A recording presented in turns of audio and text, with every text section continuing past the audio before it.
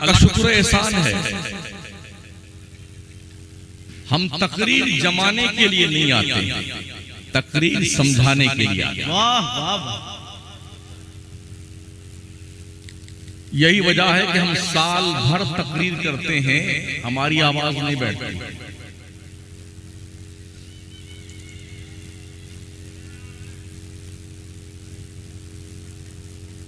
हमें अपनी कौम को कुछ पैगाम देना होता है। अल्लाह इरशाद फरमाता है, इन यंसुरकुमुल्लाहु फला गालिब लकुम, अगर अल्लाह तुम्हारी मदद करे तो तुम पर कोई गालिब नहीं आ सकता है। वहीं यख्ज़ुलकुम, अगर अल्लाह तुम्हारी मदद करना छोड़ दे, फमन ज़ल्लज़ी यंसुरकुम मिन बादी, है कौन जो अल्लाह के बाद तुम्हारी दस्तगीरी कर दे। अल्लाह, ये कुरान शरीफ है, हमारे अब्बा की बात नहीं। दूसरी आयत में अल्लाह फरमाता हुआ, इम्मा युनसियन्नका शैतान फला तक़उद बअद ज़िक्रा मअल क़ौमिज़ ज़ालिमीन, अगर शैतान के वरगलाने से तुमने गलत दोस्तों की महफिल में बैठना शुरू कर दिया है, तो जब तुम्हें बताया जाए कि ये गलत है तो तुम्हारी जिम्मेदारी बनती है कि तुम उस दोस्त की महफिल से उठ करके वहां चले जाओ जहां जाने का हुक्म अल्लाह और उसका रसूल देते हैं। ये कभी मत सोचिए यार हमारे बाद इस दुनिया का क्या होगा, वही होगा जो मंजूर खुदा होगा। हमसे पहले भी जो लोग गए ना दुनिया से, वो यही सोचते थे मेरे बाद दुनिया का क्या होगा। कुछ हुआ दुनिया का? हम भी सोच रहे हैं कि हमारे बाद दुनिया का क्या होगा, कुछ नहीं होगा। इतना परेशान है आदमी, इतना परेशान है, उठा पटक मचा रखी है जिंदगी। ले तेरे की दे तेरे, ले तेरे की दे तेरे। कुछ शऊर तो आना चाहिए। तवज्जो है आप? हमारे बहुत सारे पढ़े लिखे बच्चे भी हैं, आखिर वो लोग क्यों नहीं ट्यूशन की क्लासें खोलते हैं उन बच्चों के लिए जो जिनके पास फीस देने के पैसे नहीं, उन बच्चियों के लिए जिनके पास फीस देने के पैसे नहीं। वो गैरों की कोचिंग क्लास अटेंड करती हैं और उसके बाद उस डगर पे चल निकलती हैं लड़कियां और लड़के, जिन डगर पे जाने के बाद कौम मुस्लिम की नाक यहीं से कटती है। अल्लाह, क्यों नहीं खोलते? मुझे बड़ी खुशी हुई दारुल गरीब नवाज देख कर। अल्लाह सलामत रखे, इसी बामे उरूज पर ले जाए। आज के इस दौर में एक जिम्मेदार इदारे कौम मिल्लत के लिए उस सरमाए से कम नहीं है जो अबदुल आबाद तक मिल्लत के मरी हुई बॉडी में रूह फूंकने का काम करते हैं। वैसे हम तो हैं इसी इलाके के, गौरा चौकी के पास। इधर पहली बार आए। ये फारूकी साहब बैठे हैं, इनके तवस्सुस से अल्लाह ने आपसे मुलाकात का इत्तेफाक अता फरमाया है। रहते हैं शहर मकराना में 30 साल से, हम भी दीन का काम करते हैं।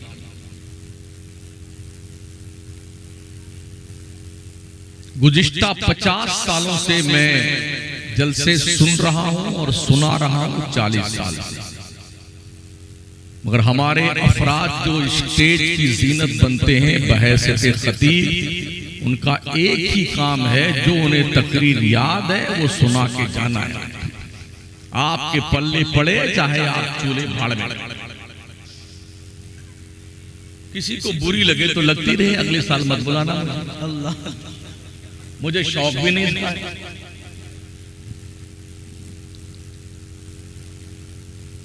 आप बताइए कि मरीज आए डॉक्टर के पास और डॉक्टर जो है वो अपने हिसाब से न कुछ चेक करे न कुछ करे, बस दवा देता रहे, खिलाता रहे, एंटीबायोटिक दवा दे करके मरीज को टरकाता रहे। वो मरीज ठीक होगा कि मर जाएगा? कभी गुर्दा फेल होगा, कभी दिल फेल हो जाएगा एंटीबायोटिक दवा खाते खाते। ये बुजुर्ग लोग क्या करते थे, अल्लाह वाले जिनके उर्स मनाए जाते हैं ना, ये क्या करते थे? क्या इन्होंने कोई जलसा किया? ख्वाजा गरीब नवाज ने 90 लाख कुफ्फारो मुशरिकीन को कलमा पढ़ाया।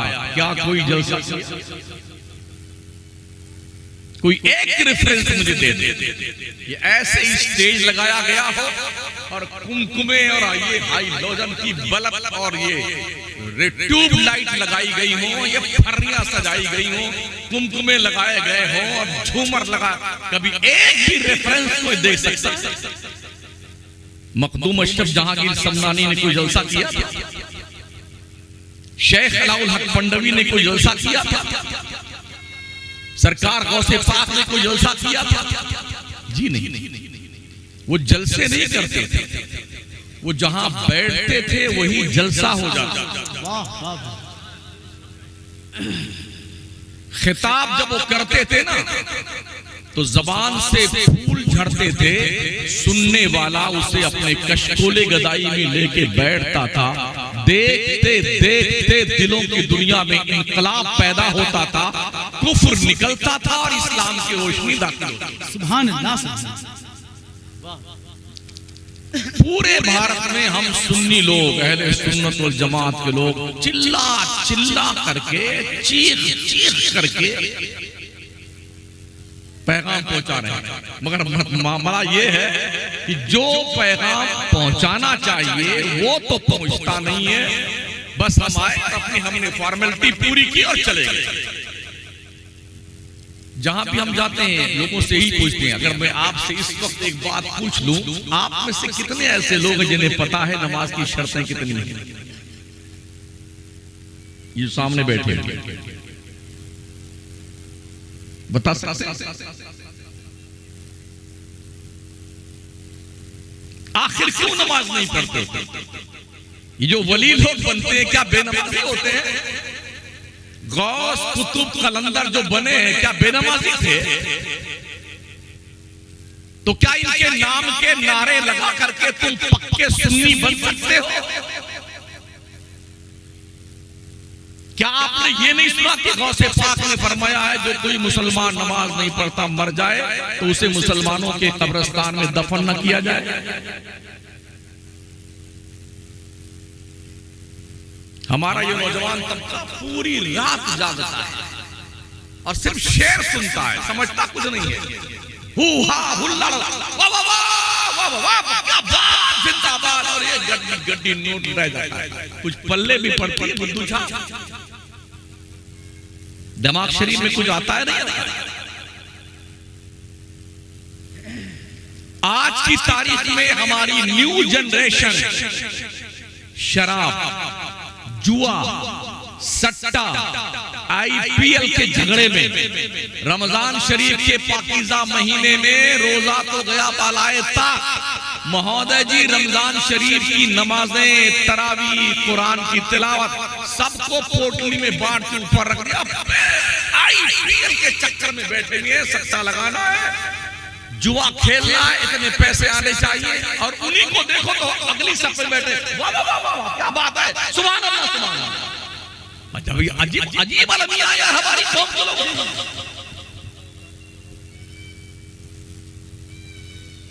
अल्लाह फरमाता है ला इलाहा इल्ला अना फअबुदनी व अक़िमिस सलाता लिज़िक्री। ओ लोगो, अल्लाह के सिवा कोई माबूद नहीं है तो अल्लाह को याद करने के लिए नमाज कायम कीजिए। नमाज कितनी पढ़ी आपने? हम भी अल्हम्दुलिल्लाह नमाज पढ़ाते भी हैं, पढ़ते भी हैं और पूरे हिंदुस्तान में जाते हैं। अफसोस के साथ मैं अर्ज करता हूं, हम सुन्नियों के यहाँ मस्जिदों में नमाजी आप उंगली पे गिन लीजिए, 5 आदमी, 6 आदमी, 7 आदमी। दो एक बुड्ढे जो मरने करीब पहुंच चुके होते वो पहुंच जाते हैं, दो चार बच्चे खेलने के लिए पहुंच जाते हैं, पूरा मोहल्ला मुसलमान होता है।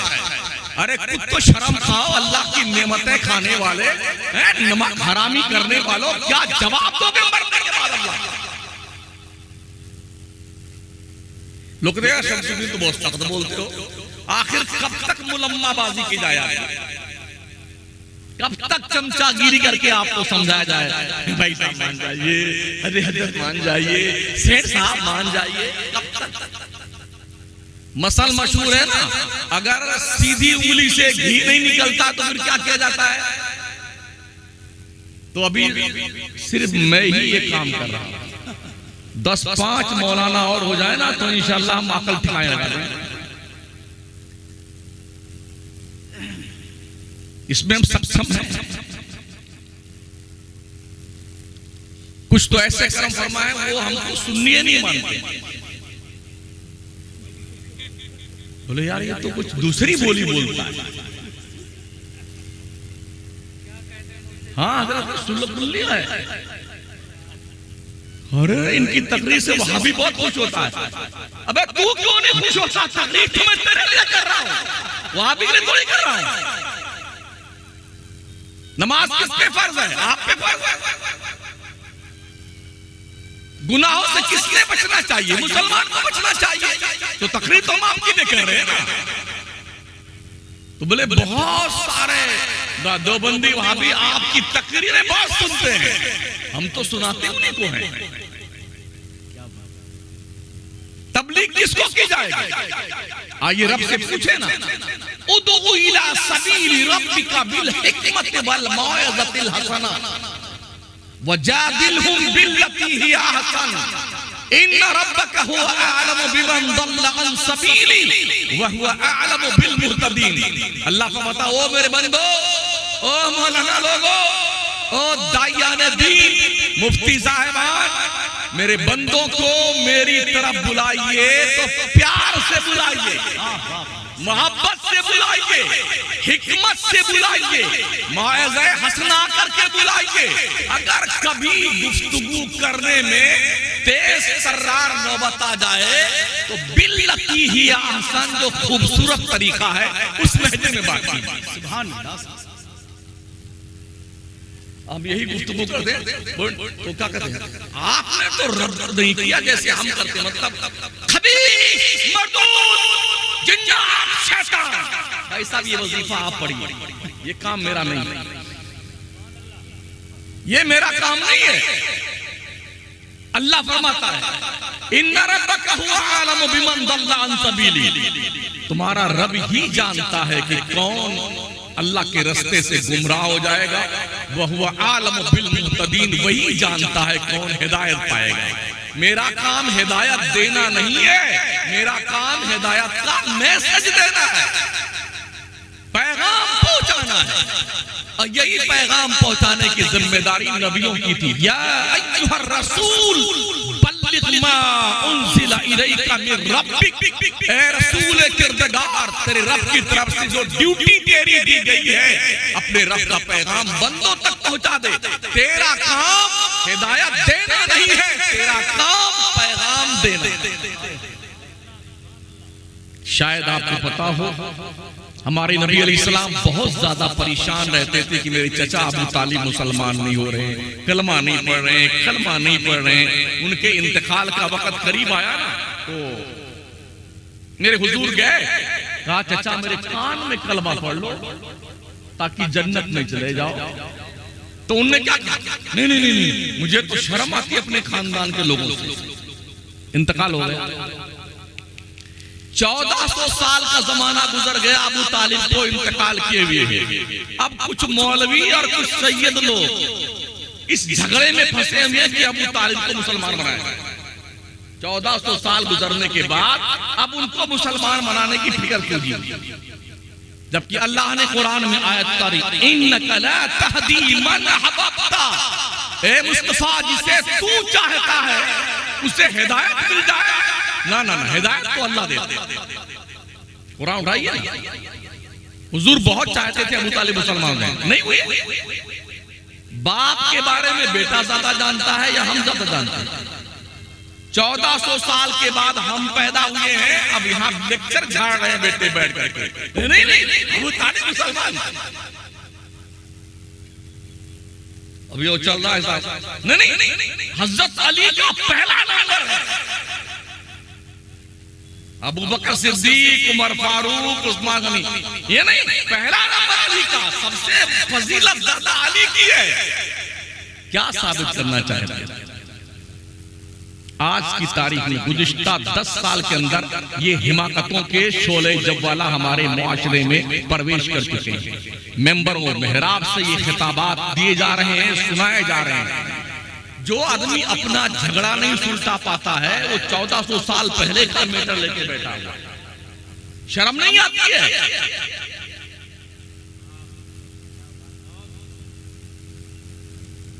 सोशल मीडिया का दौर है, व्हाट्सएप की दुनिया में, और बाज़ाब्ता फेसबुक पर ऐसे मौलवियों की कितनी तकरीरें और उनके फरमुदात मौजूद हैं जो हजरत अबू बकर की शान में गुस्ताखी, हजरत अमीर मुआविया की शान में गुस्ताखी, ढोल बजाया जाएगा। ऐसे भी पीर फटीचर निकले हैं दुनिया में, वो ढोल बजाने को भी जायज करने लगे। तो आम आदमी तो ये सोचेगा यार यही पीर साहब ठीक है, मुरीद होता कि ढोलिया बजाने लगा, यही है ना।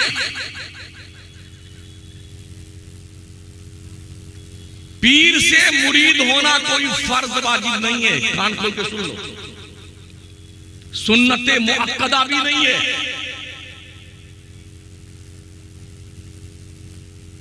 अगर मुरीद होते हो, मैं खुद भी मुरीद हूं, हराम भी नहीं, नाजायज भी नहीं। बैअत होना इस माना कर के पीर हमारे दिल को साफ करे, दिल को, जेब को नहीं।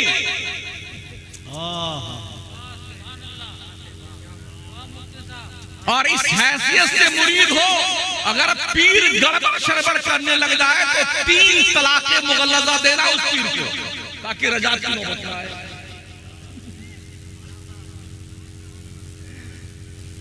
अभी मैं पंडवा शरीफ के पास एक जगह तकरीर करने गया, 20 दिन पहले की बात। 3 पीरों ने एक गांव में, सुन्नियों के गांव में 3 गुरु बना रखे।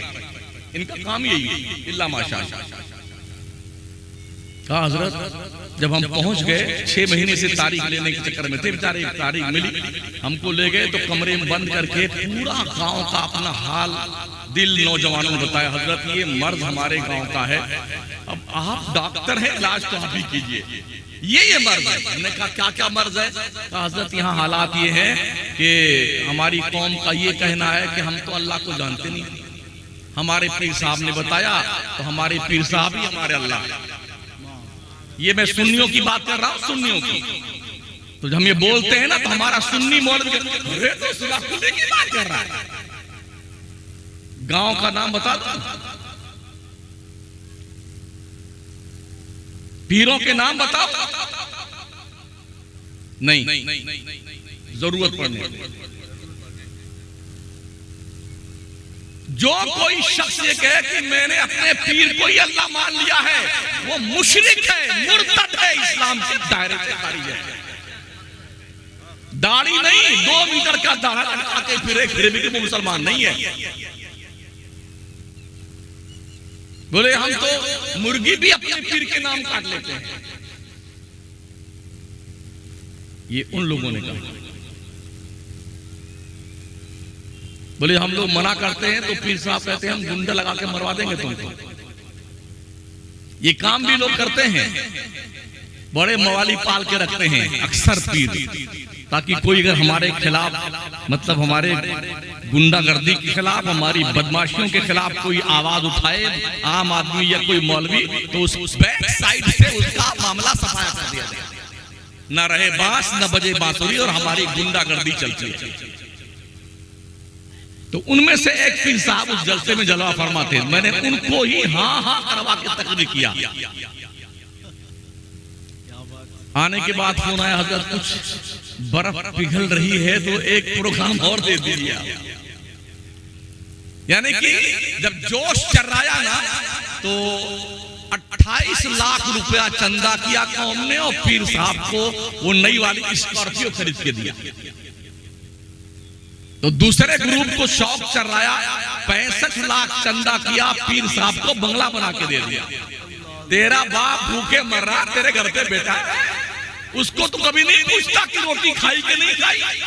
तेरी माँ घर में पड़ी ची ची पी पी करती है, कभी पूछा तूने अपनी माँ से खाना खाया तूने कि नहीं खाया? पीर आ जाए तो जूती लेके जिंदाबाद जिंदाबाद। और सुन बंदे, माँ बाप का हुक्म मनसूस मिन अल्लाह मनसूस मिन रसूल है। पूरे कुरान में किसी पीर का कोई तज़किरा नहीं है। और माँ बाप का अल्लाह फरमाता हुआ इम्मा यबलुगन्ना इंदकल किबरा अहदुहुमा औ किलाहुमा फला तकुल लहुमा उफ़्फ़िन वला तनहरहुमा वक़ुल लहुमा क़ौलन करीमा। ओ बंदो, तुम्हारे माँ बाप दोनों या दोनों में से कोई एक अगर बूढ़े हो जाए तो उनको उफ भी मत कहना, उन्हें झिड़कना भी मत, उन्हें बुलंद आवाज से बात मत करना, उनके दिल को ठेस ना पहुंचाना। अगर बात करने की नौबत आए ना तो बड़ी नरमी से बात करना। नरमी। जन्नत कहाँ है पता है? सुन नौजवान, तेरी जन्नत काबा के दीवार के साए में नहीं है। अल जन्नत तहता अक़दामिल उम्महात। इस्लाम के पैगंबर ने फरमाया जन्नत तेरी माँ के कदम के नीचे है। जन्नत ढूंढने पीर के पीछे पुछड़ा पड़ के दौड़ते रहते हैं। क्या पीर थे ख्वाजा गरीब नवाज के यार, ख्वाजा उस्मान हारूनी। 20 साल तक मुरीद को साथ में लिए घूमते रहे, साथ में। और ऐसा दिल साफ किया मोइनुद्दीन चिश्ती का, ऐसा दिल। मैं कहता हूं मैं एक वली और पीर को खड़ा करता हूं एक तरफ, और आज की तारीख में पूरे हिंदुस्तान, पाकिस्तान, दुनिया भर के सारे पीरों को इकट्ठा कर लो और मैं ख्वाजा मोइनुद्दीन चिश्ती को एक तरफ खड़ा करता हूं। है कोई उनके बराबर? 70 साल तक ख्वाजा मोइनुद्दीन चिश्ती ने ये पीठ जमीन पर सोने के लिए नहीं लगाई है। शेख अब्दुल कादिर जिलानी ने 40 साल तक इशा के वजू से फजर की नमाज पढ़ी है। आप कितनी पढ़ते?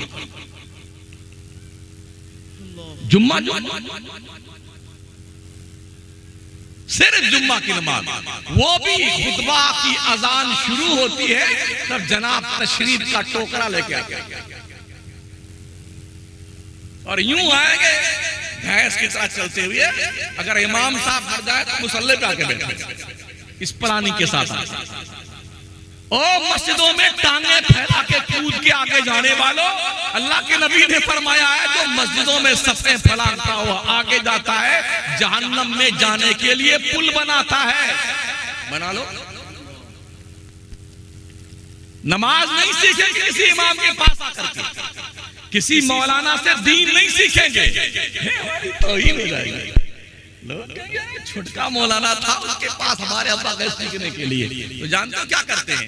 नियत बांधने के बाद ऐसे तिरछे देखते हैं कि ये कैसे रुकू करता है, उसको देख देख के बेटे रुकू करते हैं।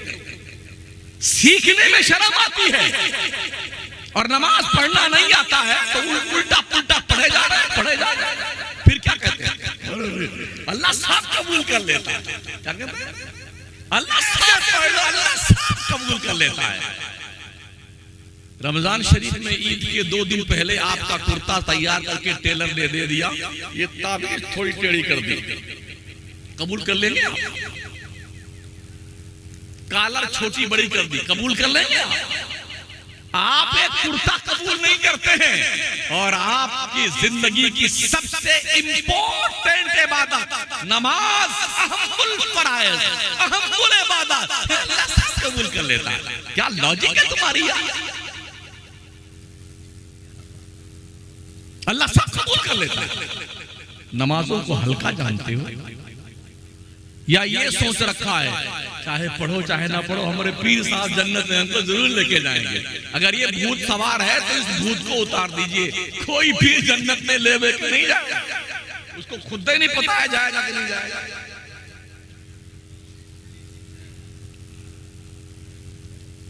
हजरत उमर से बड़ा कोई पीर हो सकता है? फरमाते हैं हजरत उमर फारूक आजम, ये वो उमर है जिनकी शान में कुरान की आयतें उतरी। ये वो उमर है जिनकी बेटी ज़ौज-ए मुस्तफ़ा बनी है, उम्महातुल मोमिनीन में उनका शुमार होता है। ये वो उमर है कि मुस्तफ़ा करीम फरमाते, उमर तू जिस रास्ते से जाता है तुझे देख करके शैतान डर के मारे रास्ता बदल देता है।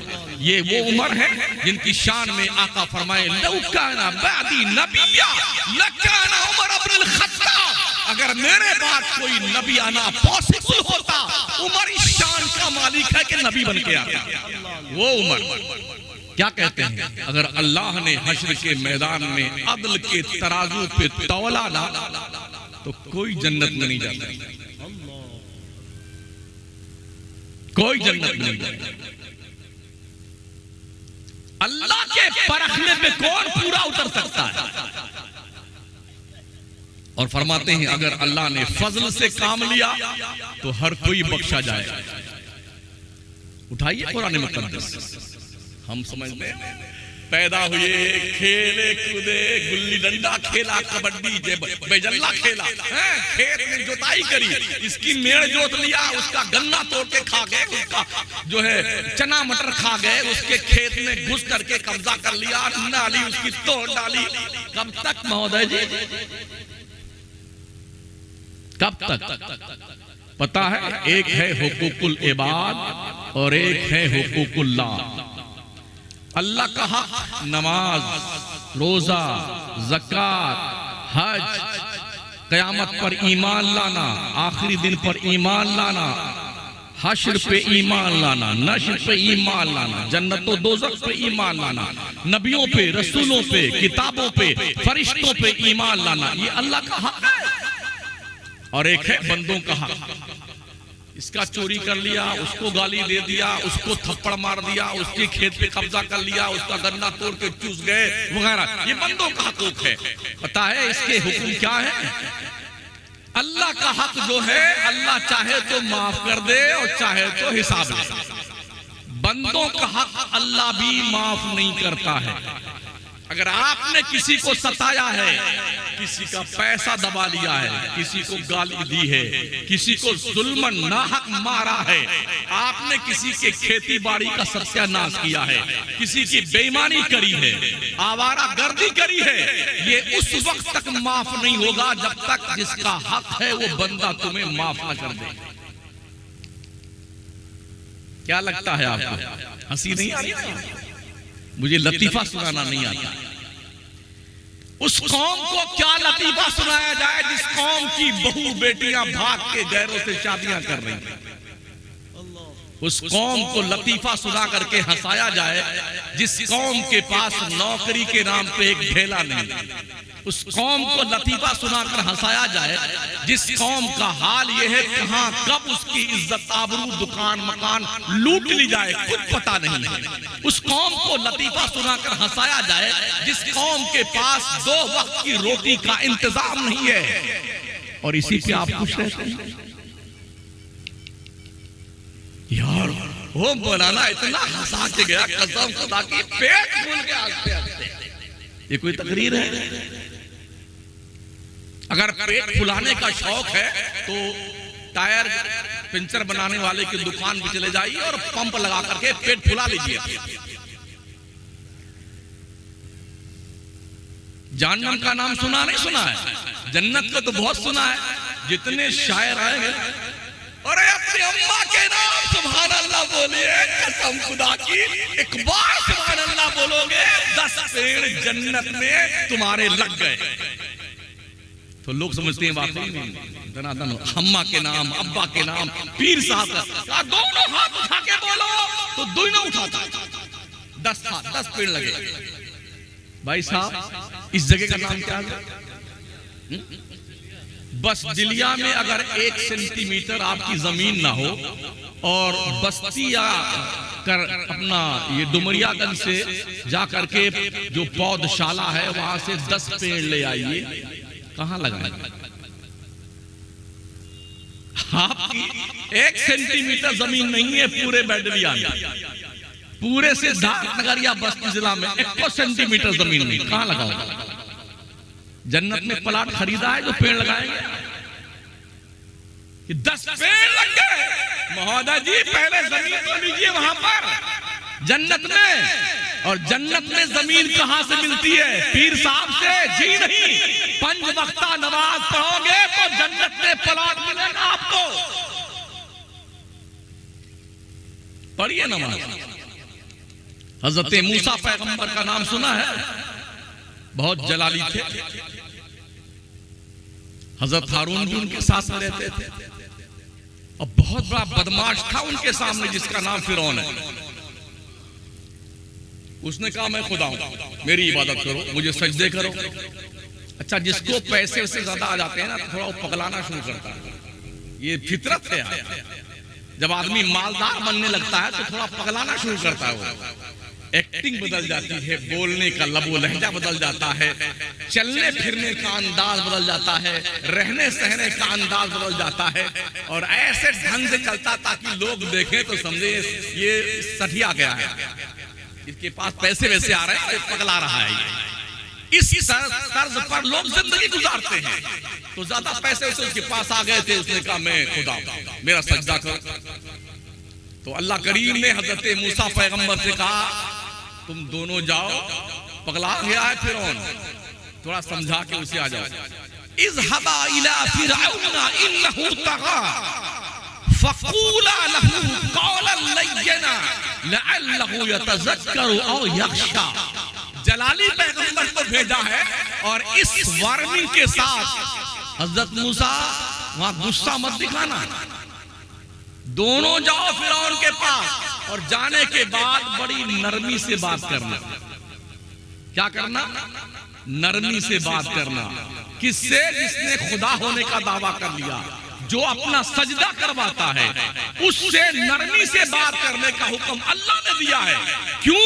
उसने फरमाया लअल्लहु यतज़क्करु औ यख़शा, हो सकता है मूसा तेरे समझाने से नसीहत कबूल कर ले और अल्लाह का डर अपने दिल में पैदा कर ले। तो अगर मूसा पैगंबर को फिरौन के सामने हुक्म है कि नरमी से बात करके समझाया जाए, तो शमसुद्दीन को कहां से हुक्म आ गया कि खबीस, नालायक, मरदूद, शैतान, जहन्नमी से तकलीफ शुरू करे? हमें कहां ये राइट? कुछ तो ऐसे होते हैं, सारे वहाबी देवबंदी सब निकल जाओ हमारे जलसे से, हमारे जनाजे में से निकल जाओ, सब निकल जाओ। तो किसको जिन्नात तबलीग करोगे? किसको करोगे? इमाम अहले सुन्नत फतवा रज़विया शरीफ की 4थी जिल्द में जो मुतरजम है, उसमें आपका ये फतवा मौजूद है। जो लोग मुज़ब्ज़ब हैं, ठोस नहीं है, ये भी ठीक है वो भी ठीक है करते हैं, आला हज़रत उनसे प्यार और मोहब्बत से पेश आओ और मोहब्बत से बातें समझाओ, शायद वो पलट करके दीनो सुन्नियत से गामजन हो जाए। ये आला हज़रत के फतवा रज़विया शरीफ की 4थी जिल्द में मुतरजम में मौजूद। मगर मजाल, कुछ इलाके हमने ऐसे देखे हैं, अगर कोई एक देवबंदी किसी की शादी में उस किनारे आ गया तो अब ऐलान होता है सबका निकाह टूट गया, सबको फिर से कलमा पढ़ाओ, सबके फिर से निकाह पढ़ाओ। भाई साहब क्यों पगलाए हुए?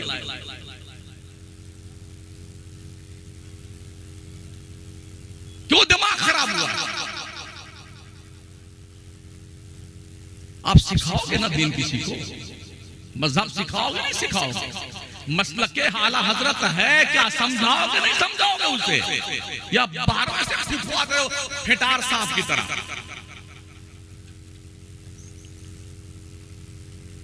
दीन सिखाओ और ऐ लोगों दीन सीखो। और याद रखना, हम तो एक दिन के लिए आए ना, ये उलमा जो आपके करीब रहते हैं, जो इमाम मस्जिदों में, इनकी बारगाह में हाजिरी देके इनसे दीन सीखा करो। ये सिर्फ तुम्हारे मुर्दों के जनाजा पढ़ाने के लिए नहीं आए हैं, तुम्हें दीनदार बनाने आए। और इनके हक पहचाना करो उलमा के, शादी ब्याह का मौका होता है, बेचारा 365 दिन तो खिदमत करता है दीन की इमाम साहब, और शादी हुई, लड़के का निकाह पढ़ाने पीर साहब तशरीफ ले आए और सारा नजराना लेके भाग गए। गलत कहता हूं ना?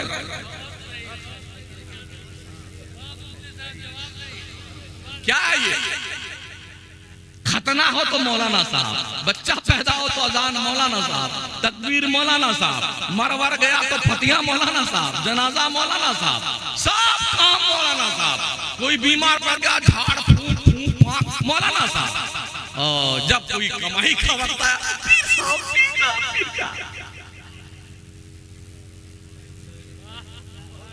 हक पहचानो। और ये भी सुन लो, अल्लाह का इरशाद है कुरान मुकद्दस में, यौम नदऊ कुल्ला उनासिन बिइमामिहिम, हश्र के दिन नमाजियों मुक्तदियों हम तुमको तुम्हारे इमाम के साथ बुलाएंगे। इमाम लोग शक्ल पहचान लेना बदमाशों की। जो भी नमाजी तुम्हारी बदमाशी करता हो, तुम्हारी शिकायत तुम्हारे पीछे लगा हुआ हो, तुम्हें गालियां देता हो, शक्ल पहचान लो। जब ये बुलाए जाएंगे तुम्हारे सामने, तुम्हारे साथ में अल्लाह की अदालत में, तो कह देना अल्लाह यही कम वक्त है, यही कम वक्त हमको परेशान करता। मैंने कुरान की आयत कोड की है, यौमा नदू कुल्ला उनासिन बिइमामिहिम। अल्लाह फरमाता है, ये नहीं कहा अल्लाह ने पूरे कुरान में कहीं भी नहीं कहा कि हम तुमको तुम्हारे पीर के साथ बुलाएंगे। यौमा नदू कुल्ला उनासिन बिइमामिहिम। इमामों की कदर कीजिए और नमाजें पढ़ने आया कीजिए। समझ रहे हैं? तनख्वाह ठीक ठाक दिया करो इमामों को। 4000 रुपये ली, 5000 रुपये ली, बहुत गरीब मोहल्ला है। और कोई कव्वाल आ जाए तो इन मर्दों की जिंदगी देखिए, है इतनी मोटी मोटी गद्दी, बैंक से नई नई कड़क कड़क लेके आता है, ऐसे उड़ाता है जैसे पगला गया। अब गुर्बत नहीं दिखती आदमी की। बेचारा नियत बांधता है, या अल्लाह पेट्रोल 107 रुपये लीटर, या अल्लाह दाल अरहर की 300 रुपए किलो, या अल्लाह सरसों का तेल भी बहुत महंगा हो गया, लहसुन भी 300 रुपए किलो, या अल्लाह प्याज भी बहुत महंगी है। अल्लाह कभी 2 रकात वाली 3 पे से खाता है और कभी 4 वाली 2 पे सलाम करके बैठता है। लोगों इतनी तनख्वाह दो अपने इमामों को कि जब वो नमाज के लिए नियत बांधे तो बाजार में नियत बांध के ना जाए, मस्जिद में रहा करे, मस्जिद में रहे। एक और महोदय जी थे, प्रधान जी थे, यहां के नहीं थे प्रधान जी, और होंगे भी तो हमारा गाड़ी में। प्रधान जी उन्होंने कहा, हजरत 5 साल आप नमाज पढ़ाइए, मुर्रा भैंस देंगे इनाम में आपको। क्या देंगे? हाँ, जो बड़ी अच्छी सिंगिया वाली होती है, बहुत ज्यादा दूध देती है, हरियाणा वाली, पंजाब वाली मुर्रा भैंस देंगे। बेचारा उस लालच में 5 साल फ्री में नमाज पढ़ाता रहा। एक मुर्रा भैंस दे देंगे, दूध बेचेंगे, दही बेचेंगे, घी बना के बेचेंगे, खुशहाल हो जाएंगे। जब 5 साल हो गया तो प्रधान जी के पास आए। प्रधान जी, वो आपने कहा था ना कि 5 साल तो पूरे हो गए, भैंस दीजिए ना। तो प्रधान जी ने क्या कहा? अरे हमने तो आपको नमाजी बनाने के लिए ऐसा कहा था। तो अच्छा ये बात है, तो सुन लो, हमने भी 5 साल बगैर वजू के पढ़ाए हैं। अब पढ़ लेना बेटे, 5 साल की दोहरा लो।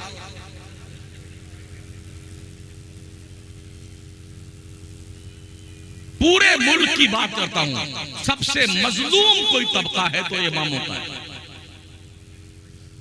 सबसे कम तनख्वाह में काम करने वाला, ये हक पहचानो, वरना क्या मुंह दिखाओगे अल्लाह। जिंदगी की सबसे इंपॉर्टेंट इबादत, जिस इमाम के पीछे खड़े होकर झुकते हो और रुकू सजदा करते हो, उस इमाम का तुमने ये हाल बना रखा। इबादत में सबसे अहम इबादत कौन सी है? नमाज। मन तरका सलात मुतअम्मिदन फकद कफर, जिसने एक वक्त की नमाज जानबूझ के छोड़ दी उसने काफिरों जैसा काम किया। मेरे हुजूर फरमाते हैं एक काफिर और मुसलमान में फर्क सिर्फ नमाज का है। अगर आप ये सोचते हैं कि गोश्त खाने हम मुसलमान वो है जो गोश्त खाता है, तो आपसे ज्यादा गोश्त हमारे दूसरे लोग खाते हैं। बहुत गोश्त खाते हैं लोग और ये वाली हड्डी तलाश करते हैं। हमने देखा है होटल में। दाढ़ी रखने का नाम जी नहीं, बड़ी बड़ी दाढ़ियां लोगों की। टोपी लगाने का नाम मुसलमान है जी नहीं। कभी कभी हमारे प्रधानमंत्री जी भी बड़ी टोपी लगा लेते हैं। मुसलमान किसे कहते हैं? मुसलमान कहते हैं अल्लाह रसूल के सामने सरेंडर हो जाने को। अब आपको खाना वो है जिसके खाने की इजाजत अल्लाह और उसका रसूल दे। आपको पीना वो है जिसके पीने की इजाजत अल्लाह उसका रसूल दे। आपको पहनना वो है जिसके पहनने की परमिशन अल्लाह रसूल दे। आपको जाना उस रास्ते पे है जिस पर जाने की इजाजत अल्लाह रसूल दे। आपकी खुद की कोई चॉइस नहीं है। जो कुछ है वो रब की चॉइस है। अगर आप एक्सेप्ट करते हैं तो मुसलमान हैं। वाह वाह वाह।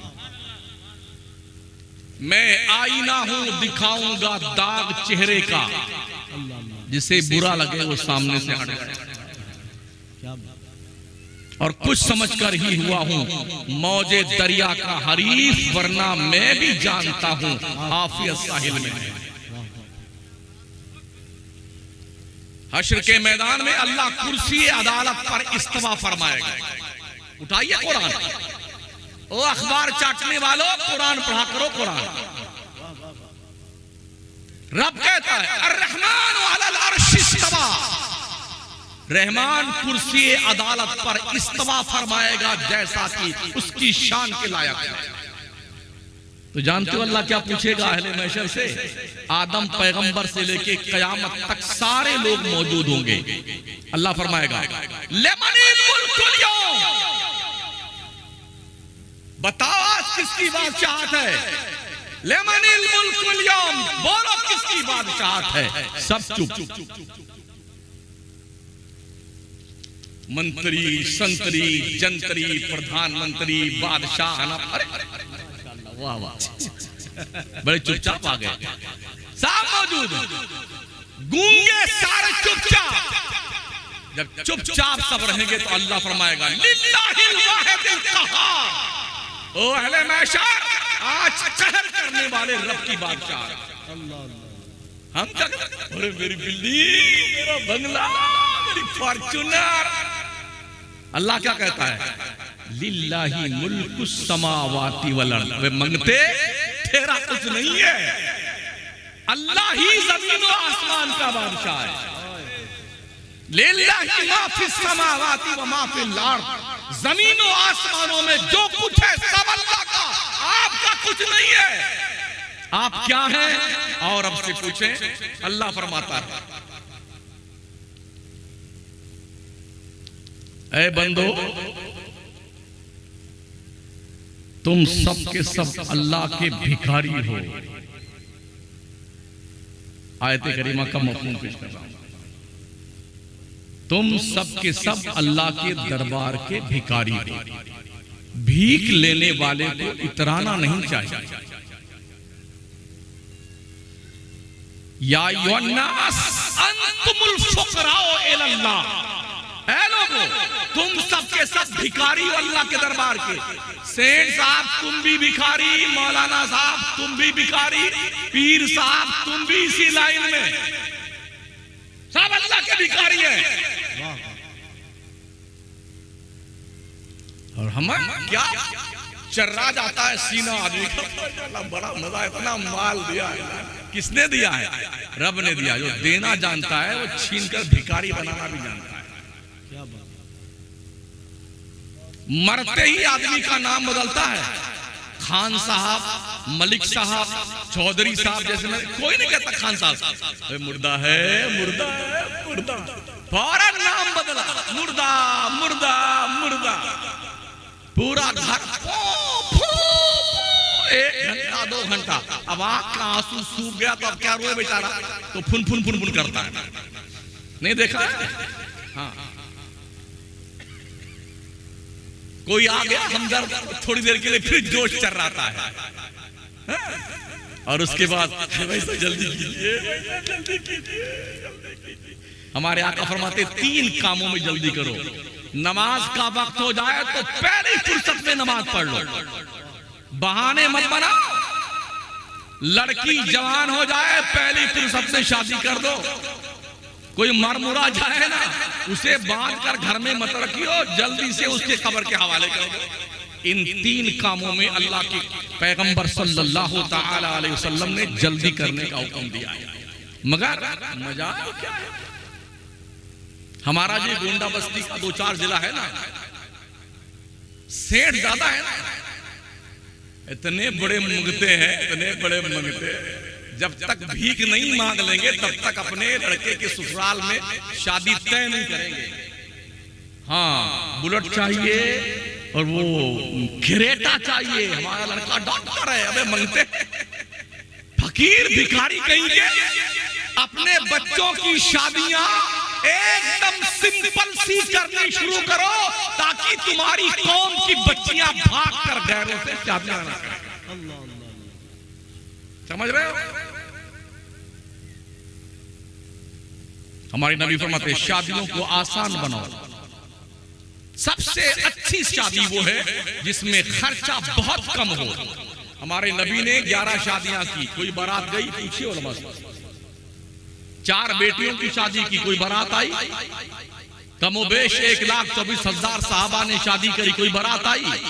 मुझे बता दो ये बारात कहां लिखी है कुरान हदीस में? तो क्या कहें? देखो भाई साहब, हम थोड़ा बड़े आदमी है तो हमारे बहुत मिलने जुलने वाले हैं, तो 500 से कम तो बारात नहीं आएगी।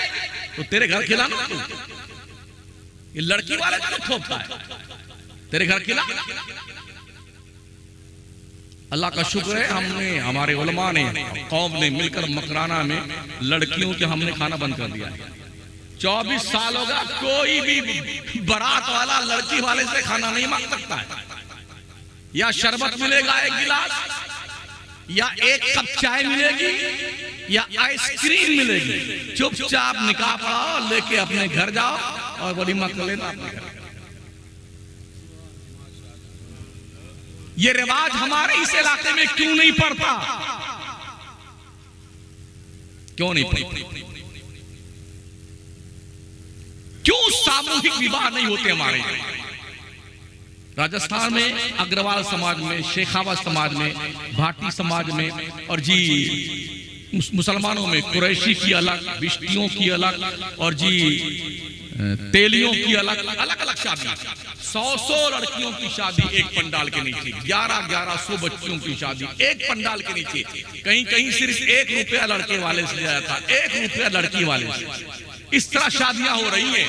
मगर हमारा जो इलाका पूर्वी उत्तर प्रदेश का इलाका ना, और पश्चिमी दोनों इतने बुरे हालात से 2-4 हैं, इतने, अगर किसी गरीब के पास 3 बच्चियां हो जाएं तो या तो जहर खा के उसे मरना है, या बेटी को लेके कूद जाना है, नदी में मर जाना है डूब करके, या कुएं में दफन हो जाना है। इसलिए कि कौम के सफेद पोश भेड़िए और दरिंदे बैंक बैलेंस ढूंढते थे, बैंक बैलेंस। और शादी जब हुई ना, ओहो, दूल्हे राजा पहली रात में जाकर के मैं मंगता कहीं का। दूल्हे ऐसे होते हैं, दिन में क्या मोच पे तार लेके बैठे, 5 इधर बैठे दोस्त, 5 इनको शाय वाला कहते हैं। मंगतों की एक टीम होती, मंगतों की, और ललका रुमाल अलग से लिया रहता बेटा, ऐसे मुंह पे लगा के। घर वालों ने समझा दिया, आज तुम्हारे लिए बोलना जुर्म अजीम है, बोलना मत। गूंगे बाबा बन के बैठते दूल्हे राजा। जो हालात हैं हम जो देखते हैं उस पर गुफ्तगू कर रहे हैं, और फिर हालात ये होते हैं सब खा, अच्छा पहुंचा तो खूब खाया, काजू कतली, गुलाब जामुन, रसगुल्ला, मलाई, थम्स अप खा पिया। और जब खाना खाने का वक्त आया, सब खा लिए, तो उनकी स्पेशल डिश लगाई जाती है, जी पधारिए, तशरीफ लाइए। अब वो सज धज करके पूरी मंगतों की टीम के साथ जाता है। अब बैठे भाई साहब बिस्मिल्लाह कीजिए, भाई साहब बिस्मिल्लाह कीजिए। तो मंगतों में से अरे और लड़की का बाप कहाँ है, वो फटफटिया की तरह बुलेट कहाँ है, बुलेट भी ला के रख दिया, अब भी नहीं खा रहा। तो फिर उसी में जरा इनको भी कुछ दीजिए दक्षिणा इन मंगतों को, तो 55 रुपए उन भिखारियों को भी तब खाता खाना मर। गलत कहता हूं? हया मर गई है, गैरत के जनाजे निकल गए। क्या बढ़िया 5000 का मखना वखना, लाल पीला गुलाब का फूल, जूही चमेली चंपा नस्तरन जने क्या क्या हिलता हुआ आया। अब बढ़िया सा सूट लेकर के पगड़ा पूरा बांध के स्पेशल पगड़ा आता है। और जब ये आया खाने का, तब मंगता बन गया भिखारी। अब तक जो लोग लाइन में हैं, जिनकी शादियां अभी तक नहीं है, ओ लोगों तुम जवानों को सुन लो, अपने अब्बा अम्मा से कह देना मेरे लिए भीख मत मांगना। सुनना वालों से अल्लाह फरमाता मर्द औरतों पे हाकिम होता है, हाकिम भिखारी नहीं होता है। भीख मत मांगो लड़की वालों के यहां से, शादियों के खर्चे फुल स्टॉप लगा दो, और बेटियों का हक दो जो बाप की विरासत में अल्लाह ने मुतय्यन किया है। बेटियों को हक दो। अगर बाप मरा है, एक लड़का एक लड़की छोड़ा है, और 3 लाख छोड़े हैं, तो 2 लाख लड़के का, 1 लाख लड़की का, उसको हिस्सा दो अपनी प्रॉपर्टी से। भाई साहब अब्बा मर गए हैं, तो भाइयों तुम्हारी जिम्मेदारी बनती है, अब्बा के विरासत में बहन को हक देना है। आपने नहीं दिया ना, अल्लाह कसम बहुत मारे जाओ। अक्सर मौलवी भी नहीं देता, हाँ वो ही नहीं देता, मौलवी नहीं देता, आम आदमी भी नहीं देता। लिज़्ज़क्र मिस्लु हज़्ज़िल उन्सयैन, अल्लाह ने बेटियों का हक बाप की प्रॉपर्टी में रखा है। कैसे जान बचा सकते? तो अल्लाह इरशाद फरमाएगा, बोलो बोलो आज किसकी बादशाहत? यौम यक़ूमुर रूह वल मलाइका सफ़्फ़न ला यतकल्लमूना इल्ला मन अज़िन लहुर रहमान व क़ाला सवाबा।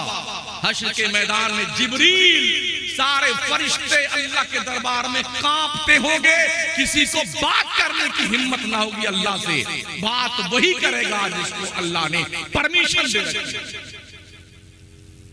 टटोलो अपने आप को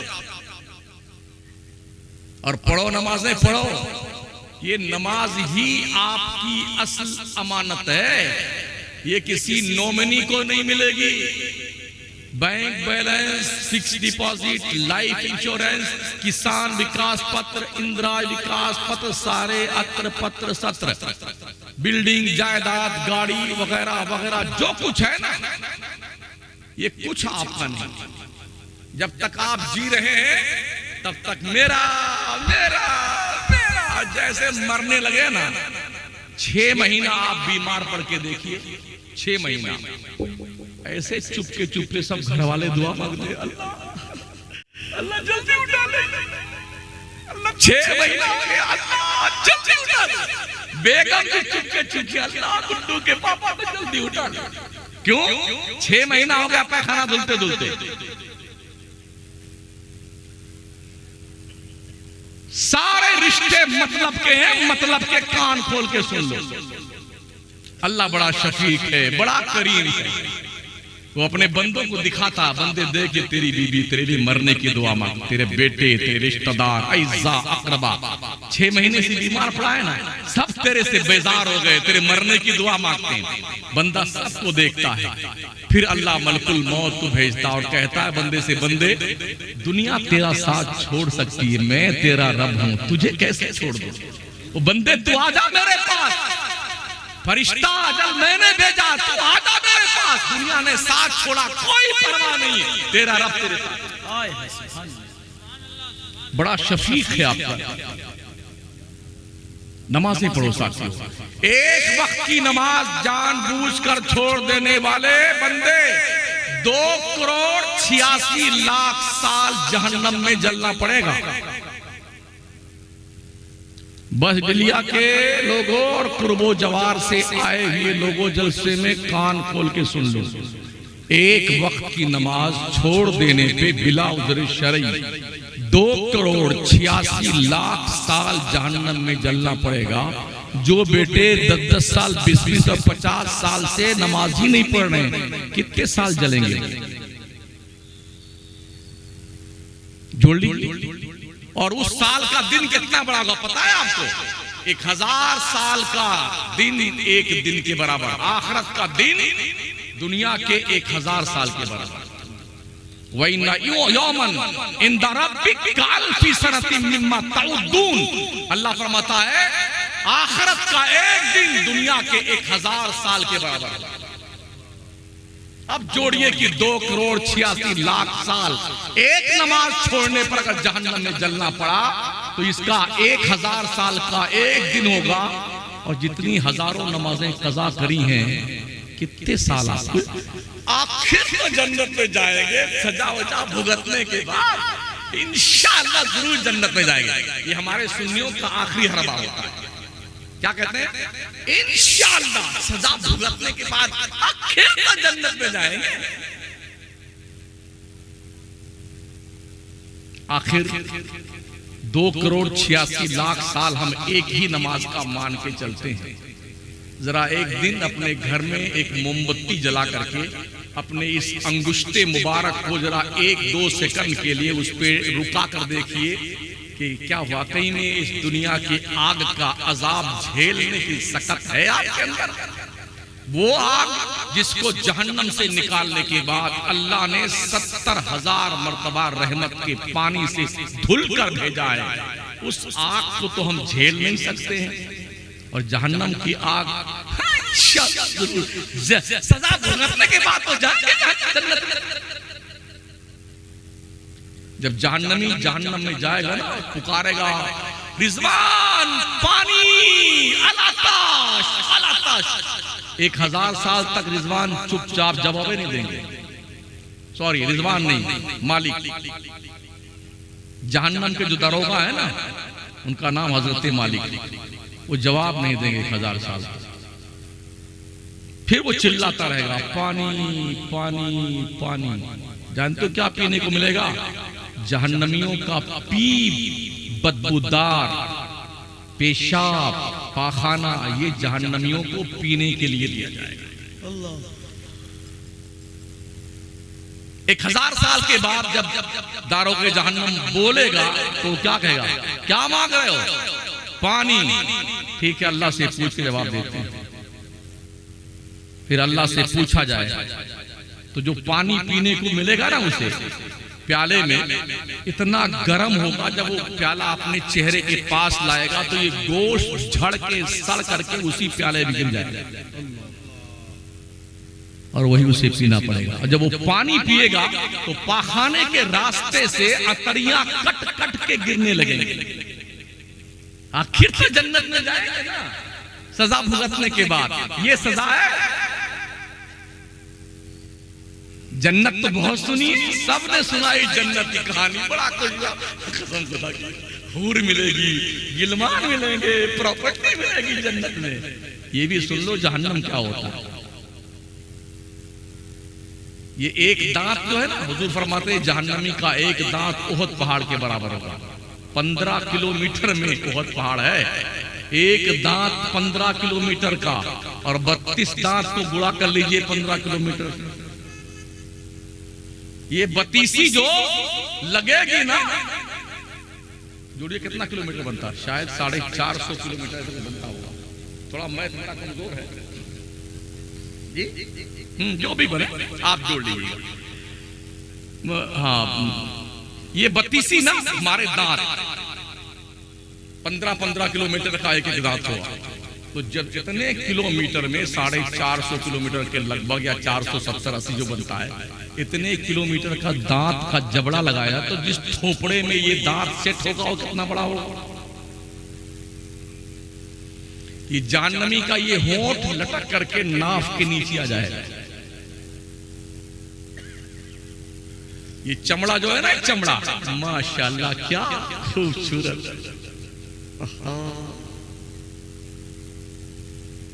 1000 मीटर ये चमड़ा मोटा कर दिया जाएगा। जब ये चमड़ा जल जाएगा जहन्नम के आग की तपिश में, तो अल्लाह फरमाता कुल्लमा नदिजत जुलूदहुम बद्दलनाहुम जुलूदन गैरहा लियज़ूकुल अज़ाब।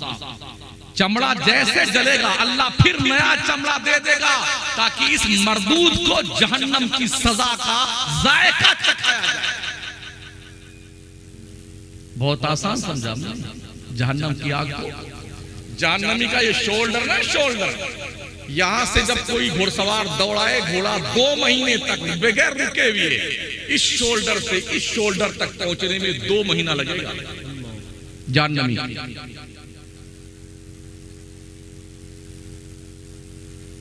फिर भी हमें डर नहीं लगता है ना। अल्लाह वालों के उर्स में आने वालों, कुछ सीख के जाओ, जिंदगी में कुछ तग़य्युर व तबद्दुल लेके आओ। जलसे सुनो तो कुछ सीखा करो, जिंदगी में बदलाव लाओ।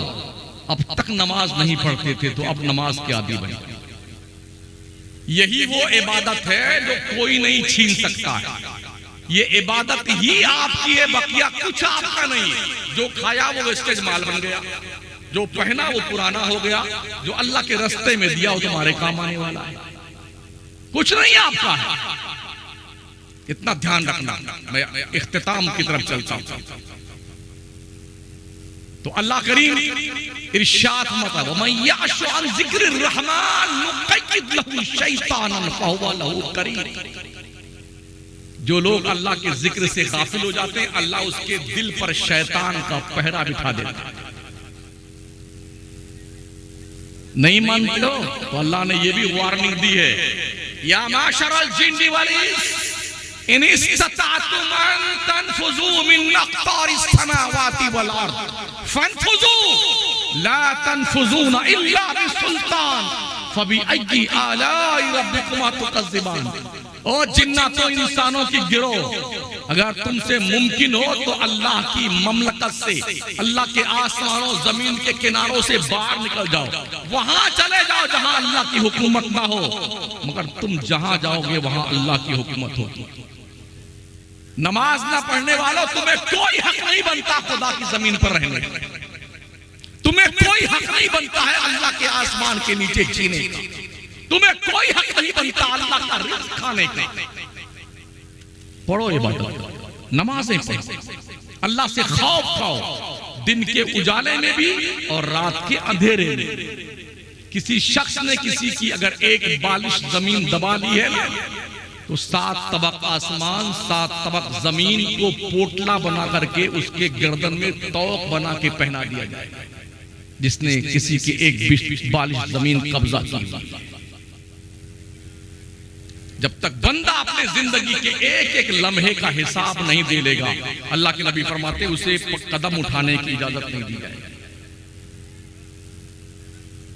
इसलिए दोस्तों, बुजुर्गों, साथियों, 5 वक्त की नमाज पढ़ो, झूठ मत बोलो, चोरी मत करो, गीबत मत करो, बुराई मत करो, नाजायज काम मत करो, किसी का हक मत दबाओ, इंसानियत के साथ जिंदगी गुजारो और हलाल कमाओ, हलाल खाओ, हलाल खिलाओ, आंखों पे शरीयत का पर्दा लगा के रखो। अल्लाह आप सबको जज़ाए खैर अता फरमाए। अस्तगफिरुल्लाह रब्बी मिन कुल्लि ज़ंबिन व अतूबु इलैह। ला इलाहा इल्लल्लाह मुहम्मदुर रसूलुल्लाह। अस्सलामु अलैकुम व रहमतुल्लाहि व बरकातुहू।